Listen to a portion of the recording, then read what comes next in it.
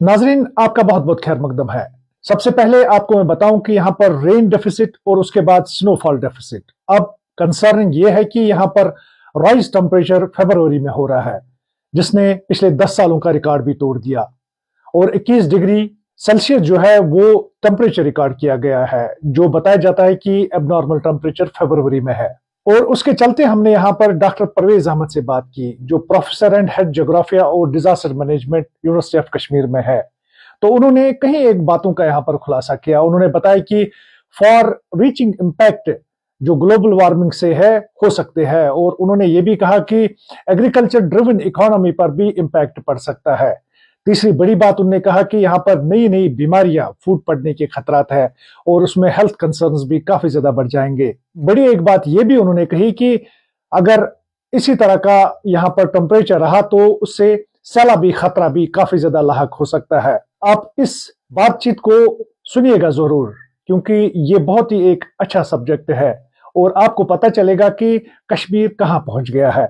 जो स्नोफॉल कम हुआ, जो रेन फॉल कम हुआ, उसके नताइज क्या हो सकते हैं। आप जरूर सुनिएगा डॉक्टर परवेज अहमद को। सर, सबसे पहले ये जानना चाहूंगा मैं, पहले रेन डिफिसिट, फिर उसके बाद स्नोफॉल डिफिसिट।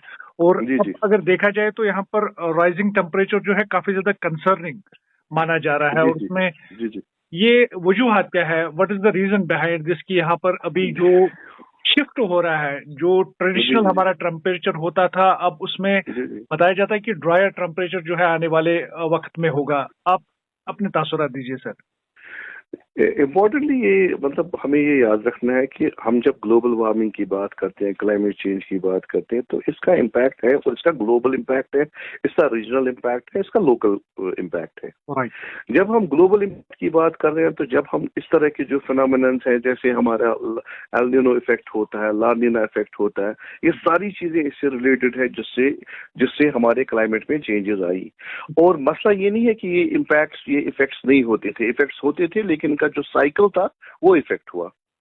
और इम्पोर्टेंटली जो हमारा this part of the world, जब हम अपने कश्मीर की बात करते हैं, जेएंडके की बात करते हैं, तो प्राइमरीली कश्मीर में क्या होता था कि हमारे जो मेडिटेरियन रीजन से जो वेस्टर्न डिस्टर्बेंसेस आते थे, वही हमारे यहाँ प्रेसिपिटेशन लाते हैं, चाहे in the form of, primarily in the form of rain and snow. लेकिन हुआ क्या कि जब हम देखते हैं, इसका इम्पैक्ट इस पे भी है कि जो वेस्टर्न डिस्टर्बेंसेस या तो वीक है या एब्सेंट है। राइट।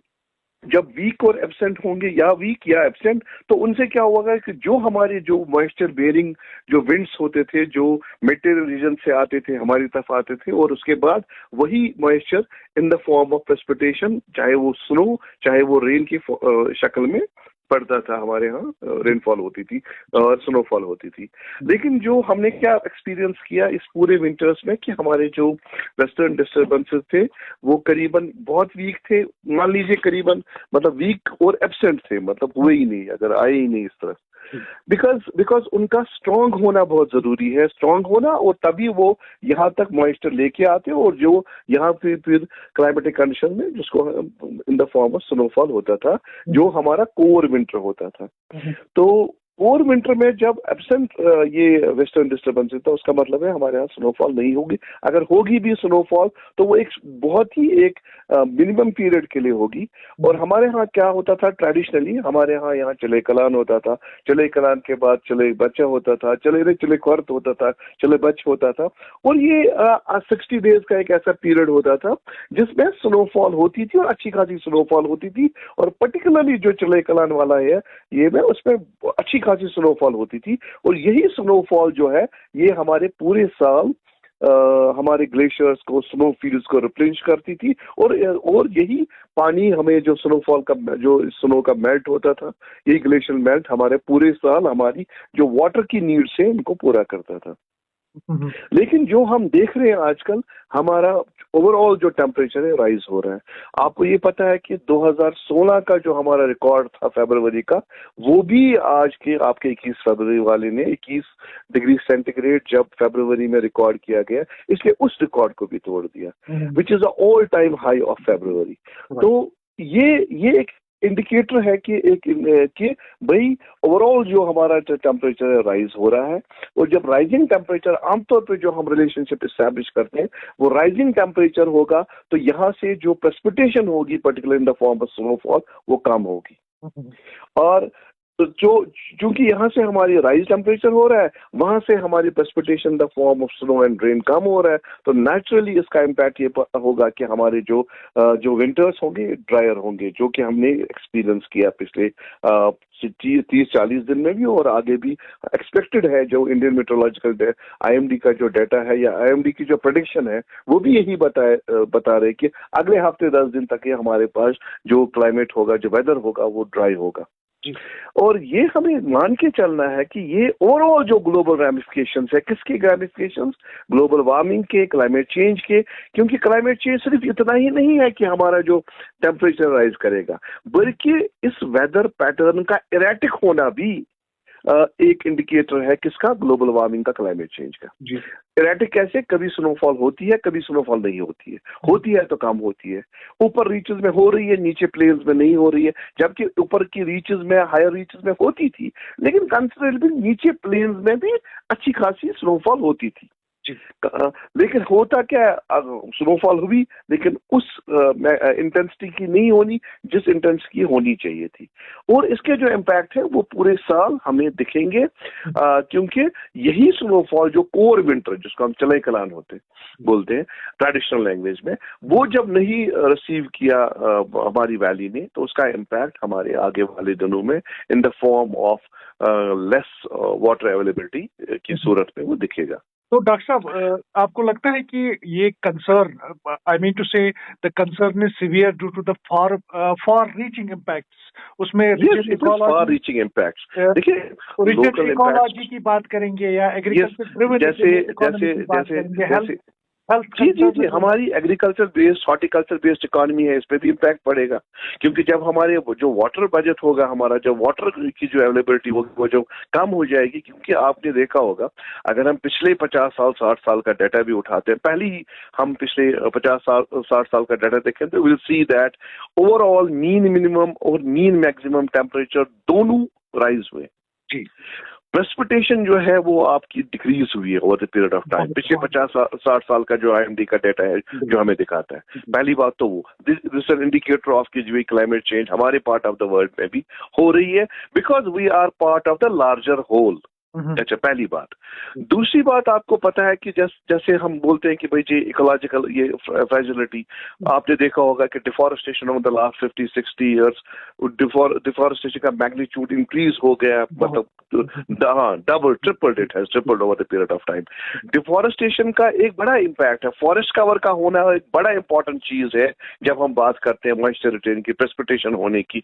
जब आप फॉरेस्ट कवर को ये डिफॉरेस्टेशन हो रही है, फॉरेस्ट कवर को रिमूव कर रहे हैं, नेचुरली जो एक आइडियल एनवायरनमेंट था जो मॉइस्चर को अट्रैक्ट करता और प्रेसिपिटेशन की फॉर्म में रिजल्ट करता, वो नहीं होगा। क्योंकि we have seen that jungles over the period of time what has happened to our forest. Right sir, that's one. Secondly, जब हमारी एग्रीकल्चर और हॉर्टिकल्चर बेस्ड इकोनॉमी है, तो जब आपकी प्रेसिपिटेशन कम हो गई, जब आपके स्नो फील्ड रिप्लेनिश नहीं हुए, जब आपके ग्लेशियर्स रिप्लेनिश नहीं हो गए, तो जो वाटर आपका मिलेगा, जो वाटर की अवेलेबिलिटी होनी चाहिए थी पूरे साल, वो नहीं होगी। तो उसका मतलब उसका डायरेक्ट इम्पैक्ट हमारे एग्रीकल्चर में पड़ेगा, हमारे हॉर्टिकल्चर में पड़ेगा, and that would have a forbearance on our economy.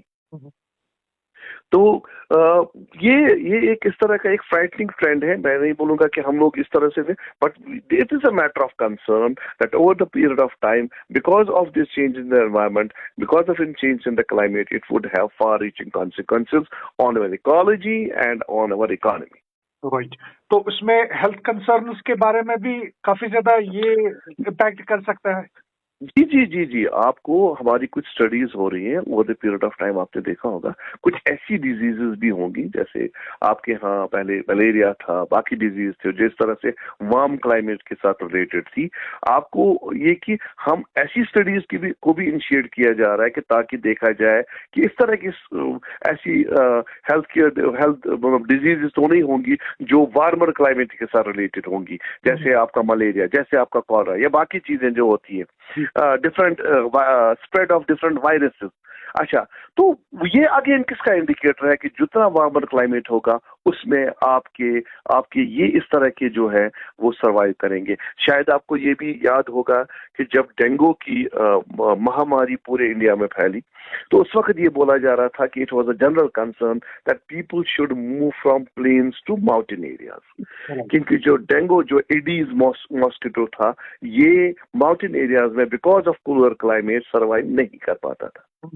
लेकिन जब हमारे वार्मर क्लाइमेट हो रहा है, हम देख रहे हैं कि हमारे माउंटेन श्रीनगर को छोड़िए, आप गुलमर्ग की बात कीजिए, आप सोनमर्ग की बात कीजिए, उनकी पहलगाम की बात कीजिए, हर जगह अबव एवरेज है, 5 से 8 डिग्री सेंटीग्रेड अबव एवरेज है, जो फरवरी में क्लाइमेट ये रिकॉर्ड किया जाता था टेम्परेचर।